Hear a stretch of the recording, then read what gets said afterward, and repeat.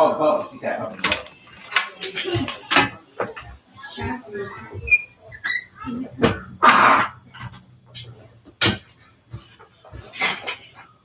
back to my YouTube channel. It's your humble host, Crime Time. And we're back with a brand new video.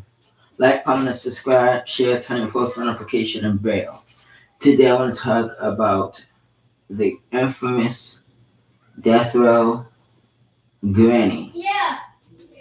This story is out of North Carolina. And let me put up the article. Please like, comment, subscribe. Hit that bell, turn your notifications on so you'll be notified when I drop a brand new video.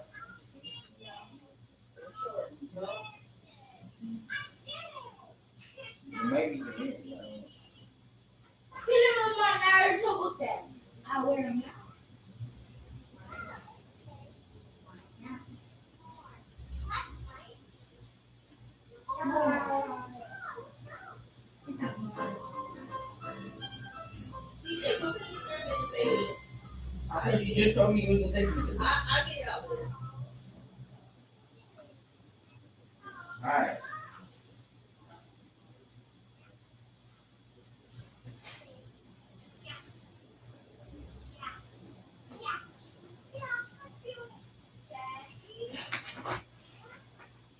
This right here is Death Row Granny.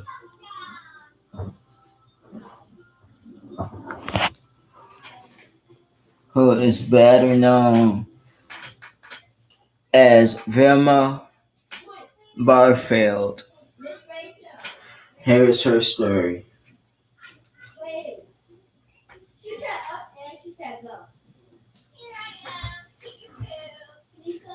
Margie Vilma Barfield,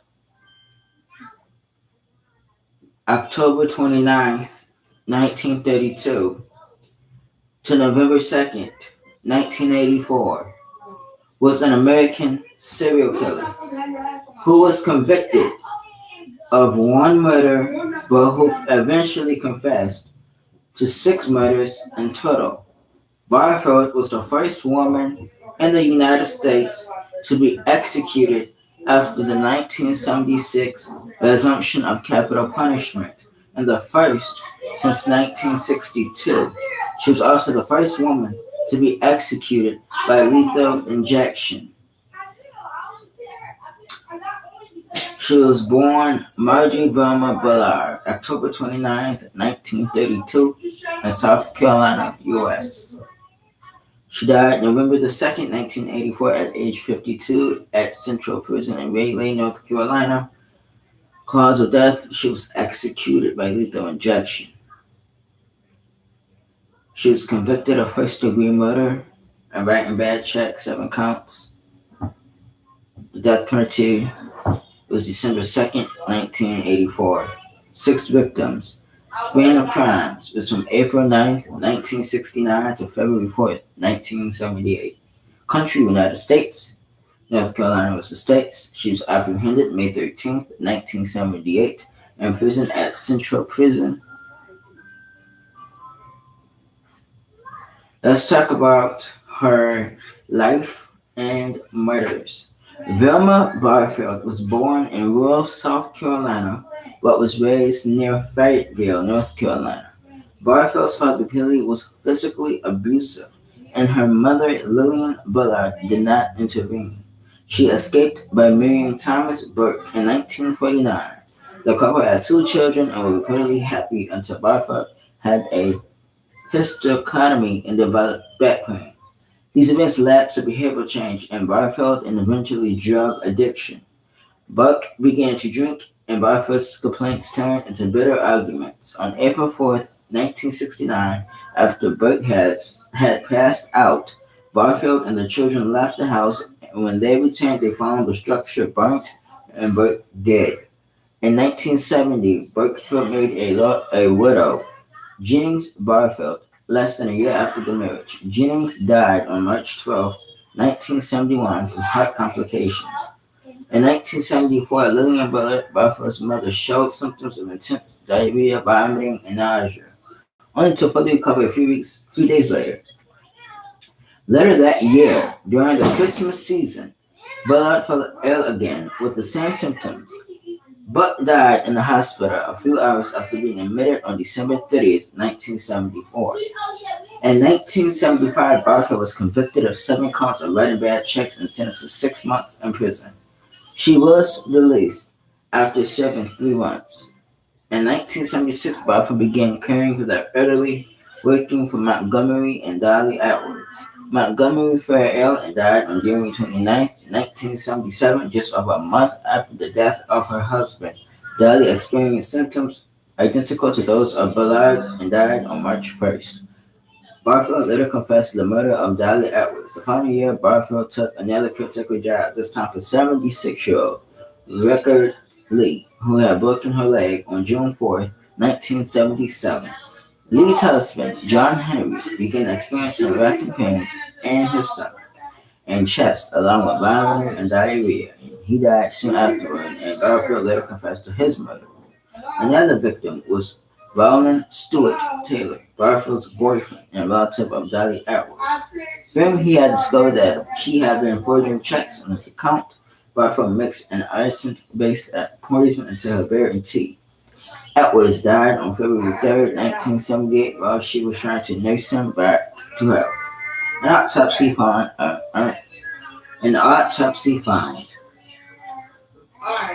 arsenic in Taylor's system.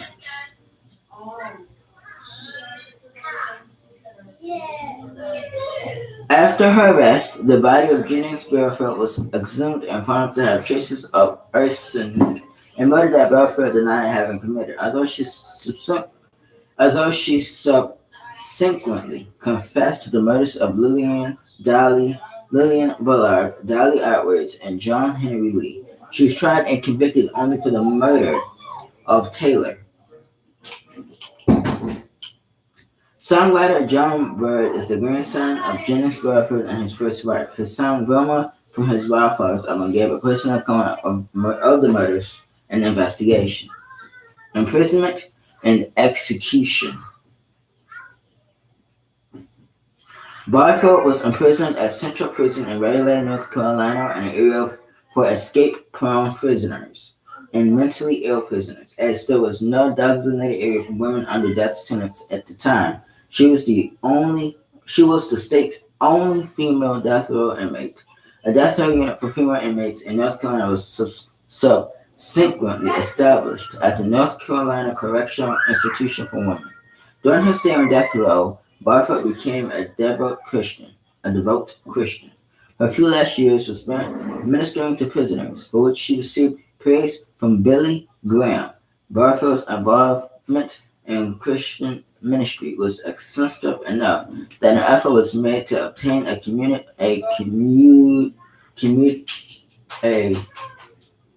commutation to life imprisonment. A second basis for the appeal was the testimony of Dorothy O'Connor Lewis, professor of physiatry at New York University School of Medicine and authority on violent behavior, who claimed that Barfield suffered from dissociative identity disorder. Lewis testified that she had spoken to Barfield, other personality, Bailey, who told her that Runner had been a victim of blank abuse and that Bailey had killed her abusers. The judge was unconvinced. One of them did it, Lewis quoted him saying, "I don't care which one." After Barfield's appeal was denied in federal court, she instructed her attorneys to abandon a further appeal to the U.S. Supreme Court. Barfield was executed on November 2nd, 1984 at Central Prison. She released a statement before the execution. Quote, "I know that everybody has gone through a lot of pain, all the families connected, and I am sorry, and I want to thank everybody who have been supporting me all these 6 years." Barfield chose as her last meal cheese doodles and Coca-Cola. Barfield was buried in a small rural North Carolina cemetery near her first husband, Thomas Burke. Barfield's execution raised some political controversies when Governor Jim Hunt was challenged incumbent Jesse Helms for his U.S. Senate seat, rejected Barfield's request for clemency.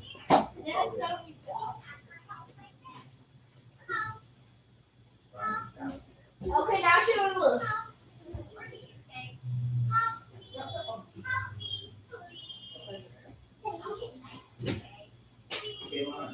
Bro, that is not my daughter. You supposed to be watching this. She don't want to be on my phone. Get back on the sofa and put her back in your leg. She overstepped. Okay. Okay. She don't want to be home. I actually read about Death Row Granny, aka Vilma Barfield, years ago, and I find her crime She don't want to be on the couch. She's trying to get down. crazy. And to be, what's her age?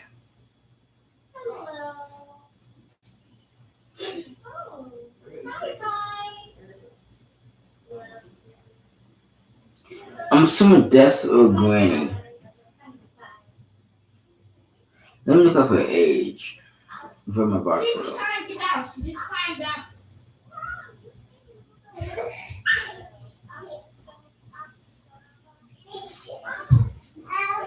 Don't want to be. Push me in the sofa.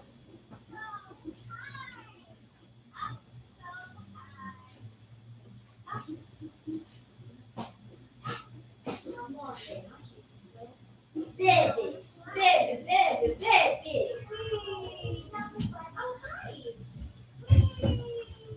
Pete.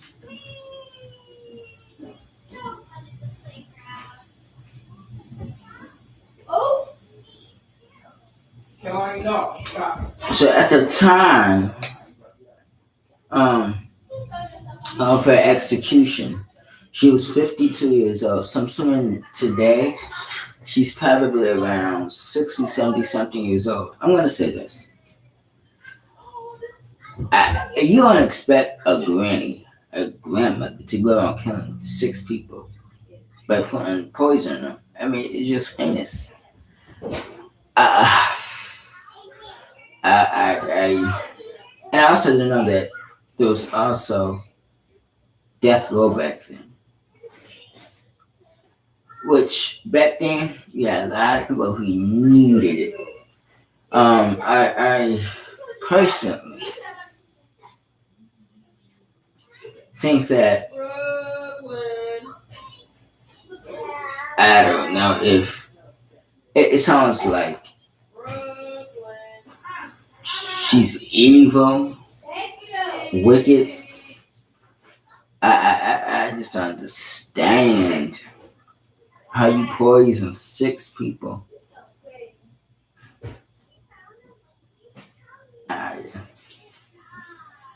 Wow, holy cow. Tell me what you think about Death Row Granny, Vilma Barfield in the comments down below. Like, comment, subscribe, share, turn notifications on. Bell on.